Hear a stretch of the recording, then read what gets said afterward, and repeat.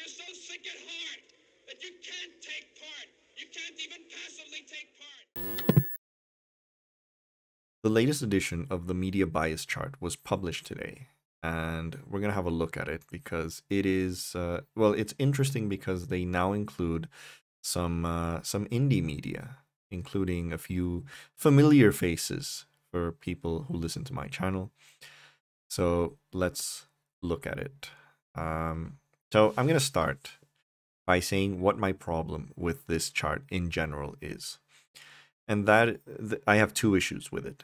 The first is, of course, their supposed bias, left and right, and this hypothetical middle, which, to be honest, it doesn't really consider just how much to the right the U.S. center is. So this is a chart that merely reflects the standard American preconceptions of what left and what right is, and basically, in summary, anything leaning Republican is right wing, which is true. Anything leaning Democratic is left wing, which is patently false, because the Democratic Party is not a left wing party by any stretch of the imagination. It might be left on certain social issues, not that they actually care much in practice in many cases, but in terms of economic policy and in terms of national security policy, they are not left wing. Period.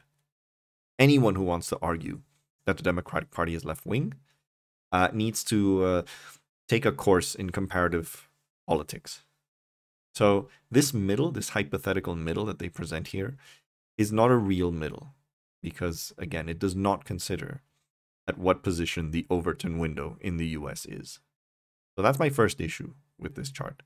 My second issue is the y-axis, which is what they call news value and reliability. And they measure this merely by the more reliable you are is the more that you report facts. The less reliable, the more, well, the more the inaccurate fabricated info that, that I agree with. But it's strongly skewed by how much opinion content there is. And I'm sorry, but that alone should not be the measure of how reliable your output is, because there are ways in which you can disguise having political opinions, very biased political opinions, in the facts that you choose to report or how you frame the reporting of those facts. So, and I'll give you an example with two famous financial newspapers, the Wall Street Journal and the Financial Times. The FT is strangely not included here. But anyway, so the Wall Street Journal and the Financial Times are probably the two biggest financial newspapers in the English-speaking world. In terms of their news content, they are practically the same. You'll pretty much get the same stuff from the FT than you do from the Wall Street Journal. I personally find the FT better, but, broadly speaking, kind of the same. Their op-eds, their op-ed page could not be more different. The Wall Street Journal is basically a right-wing propaganda. It's a Murdoch paper. And they've been like full on board Trump, full on board any conservative position you can find. The FT, even though as a financial newspaper, it represents the interest of the of Britain's financial elite, their op-ed is surprisingly balanced. I will always defend the FT in that respect. Their op-ed lets people who are, left-wing, by their standards, not socialist, obviously, but they will have people like Joe Stiglitz or Yanis Varoufakis write op-eds. And that's something that the Wall Street Journal will never do. So despite having the same amount of news versus opinion content, the FT is much, much more balanced than the Wall Street Journal is. So they would not be in the same position in this chart. So that's my issue with this. And we'll see this in practice. So let's analyze the centrist ones. And, kind of implicitly what bothers me about this is that it basically, just by looking at this chart, it gives a premium to centrist leaning outlets, a premium that I don't think they deserve, precisely because centrists always love to present themselves as being, unbiased, impartial, unemotional. They are the facts-based, science-driven, rational types. And in fact, they are just as fucking biased towards their own positions than the extremists. They are just as radical. If you don't believe me, go on Twitter and search for hashtag KHive. KHive is the demented, obsessive followers of Kamala Harris. So you can't come and tell me that centrists are, the facts guys, because they're not by any stretch of the imagination. So I'll repeat my previous criticism. Just because you report more facts does not mean you are unbiased, because there are selective ways in which you can present your facts. And take, for example, The Economist. The Economist is, and I should know because I worked for them for 7 years, The Economist is super, super biased. Incredibly, incredibly biased. First of all, I have no idea why they are left of middle on this chart, because they are more right-wing than they are left. They are only left-wing on social issues. But on economic and national security issues, they are right-wing. And compare that with the BBC, for example. The BBC, they're only slightly less, slightly below the BBC on this mix of facts, reporting, and analysis. When in fact, The Economist, every single news that they report is opinionated. They give their opinion on every single news that they report, in addition to their op-eds, by the same guys. But yeah, there's no way that I'm not a huge fan of the BBC these days, to be honest, either. But yeah, they should be far more apart, even by their own standards that they're measuring this. They should be far more apart on the y-axis than they should. The Hill is also super opinionated and way more right-wing. They're putting them in the middle, but you got to see some of the stuff that they publish. What else? The Guardian. So The Guardian isn't as left-wing as they would want you to think that they are, but to put them only slightly, this close to the New York Times, you gotta be kidding me. Like, the New York Times is nowhere near as left as they would want to, as they're putting them. I mean, this is the freaking paper that published a Tom Cotton op-ed calling for a military crackdown on protesters. This is a newspaper that endorsed and largely defended Andrew Cuomo. So come on, you gotta be kidding me. Yeah, Vox skewing left. Vox just gives itself this aura of being like these explainy expert types, but they're also super biased. And putting The Intercept here, like, The Intercept is only slightly more reliable than Rachel Maddow. Are you kidding me? Are you joking? Rachel Maddow, who spent 4 fucking years with her verbal diarrhea on Russiagate, is only slightly less reliable than The Intercept, which has some of the best friggin' journalism in the English-speaking world. You gotta be kidding me. Yeah, because this is what I think. Like, The Intercept politicizes everything it writes because it is political. This is this myth of that these centrist clowns want to propagate, that like they're above politics, they're above partisanship, so they write in a way that makes you think that they're not biased when in fact they are.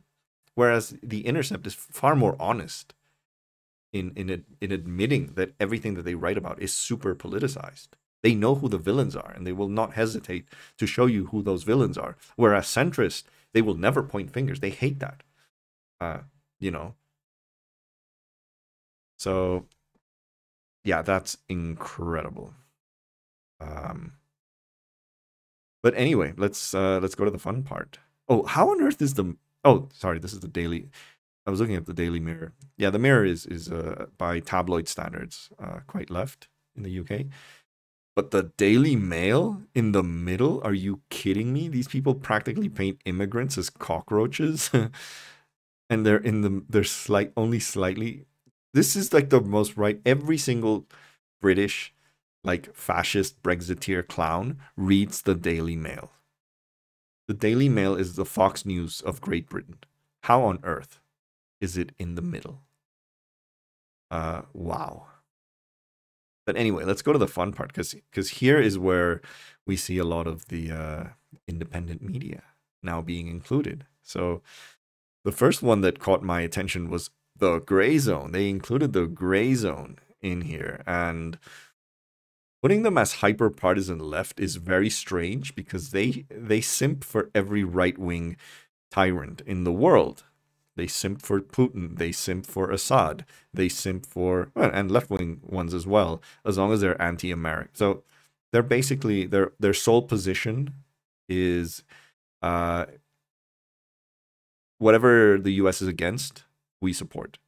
That's it. It's that simple. And come on, like the gray zone just lies all the time, all the time. Again, selective news. I gave an example in another video that I made of their Belarus coverage. They basically have just one note on Belarus, and it's about the guy whose plane was forced to land. The activist was forced to land and arrested along with his girlfriend. No, they didn't report that bit. What they did report was that guy's links many years ago with a far-right Ukrainian militia fighting Russian-backed separatists. Because obviously they're going to simp for Putin and Putin's allies. That's the gray zone. And the funny thing is, what research did these guys do to make this chart? Did they put the Young Turks as more to the left than the gray zone? I mean, the main criticism, like the gray zone hates the Young Turks, just like Jimmy Dore hates the Young Turks. And they hate them because they accuse them of just being, shit lib centrists. And let's be honest, whether you love them or you hate them, the Young Turks, in terms of like the standard of the online left, is closer to the center than it is to the far left. So they should not be this far to the left. What else? And yeah, this was the part that I wanted to get to. Jimmy Dore is finally in the media bias chart, and he is the most leftist here. And he's not even in like the red zone of misleading info. Clearly, they didn't see his Twitter account for, basically he's been spending the last couple of months just propagating every single anti-vax bullshit that he can find. But this chart really shouldn't be like a flat two-dimensional surface. It should really be a cylinder. And Jimmy Dore should be so far to the left that he's actually to the right, because his fan base now is just basically right-wing reactionaries who want Medicare for all. That's it. That's the kind of people that he cultivates, and the reason that he cultivates them is, well, because of his politics.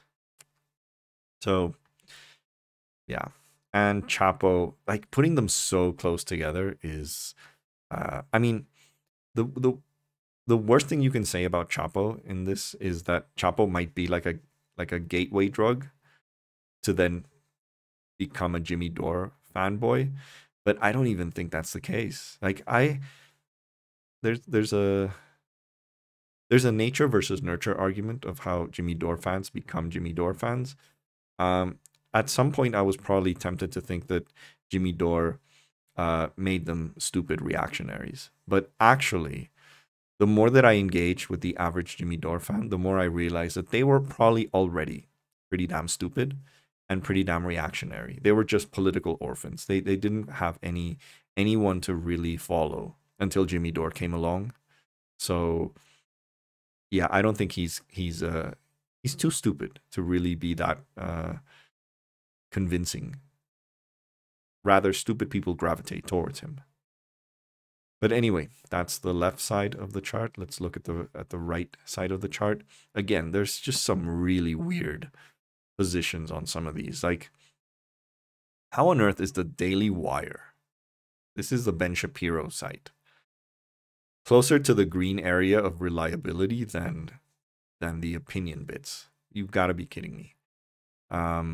Fox and Friends as well, sort of halfway there. The Blaze, the Daily Caller, that's Tucker Carlson's site. Breitbart, and then strangely, like Fox News is yeah, like that much more less reliable.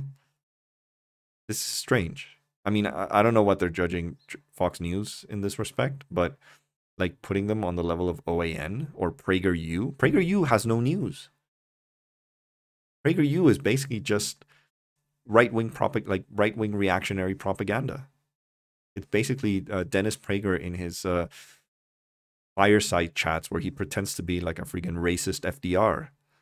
And then the 5-minute clips from like Candace Owens and all these other clowns.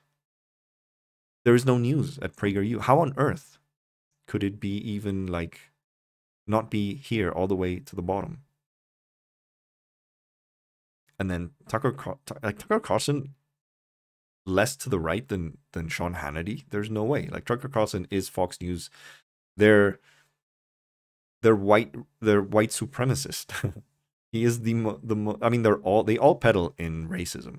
Let's be honest, in very subtle forms or not so subtle forms. But Tucker Carlson is the most shameless of them all in terms of how he promotes white supremacy. And you can, don't take my word for it. Ask actual racist who in Fox they follow. Turning Points USA, do they report news at all? They don't. One that skipped my attention. Quillette. How on earth is Quillette that high up? Quillette is this like intellectual dark web outfit from Australia. What news do they report? Unless it's news of like some college professor got canceled by their left-wing students, or some racist went to a university and they, protesters prevented them from speaking. That's the only news that they report. It's all just like, yeah, anti-woke bullshit. And then, once we get to this corner, then we have the really nutty ones. OAN, Natural News. That's basically, like, this corner here is just QAnon shit, basically. And then these are just bordering. This is Dan Bongino, Charlie Kirk, InfoWars, of course. I have to admit, I find Alex Jones incredibly amusing and incredibly funny. And I think I don't care what he thinks of himself as this brave warrior against the New World Order or whatever shit he advocates. But I think if the rest of the world just took him as a really good comedian, that would be great. But I do find him funny. Yeah, what else? Also, Jimmy Dore like should be all the way down here in terms of fabricated info. Yeah, he peddled like the Hillary Clinton has Parkinson's conspiracy theory, among other things. Yeah, he is. This chart was incredibly generous to Jimmy Dore. And it's, structurally generous to centrists. Because I will repeat, more fact reporting does not make you less biased, because you can be very selective on what facts you choose to report.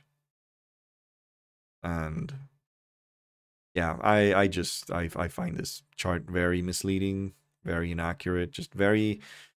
This is what this is basically a chart that American centrists want to see, to make them feel better about themselves on where they stand politically.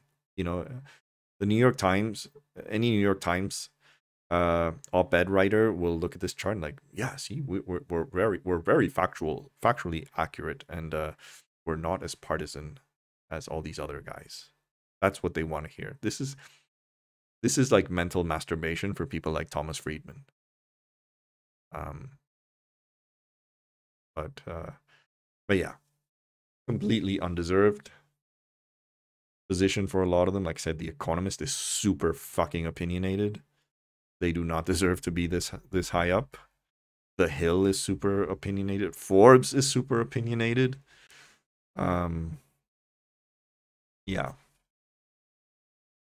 And from what I mentioned at the start between the Wall Street Journal and the Financial Times, I find it really weird that the Financial Times was not included here, because they did include UK media. I mean, they have the Mirror, they have the Daily Mail.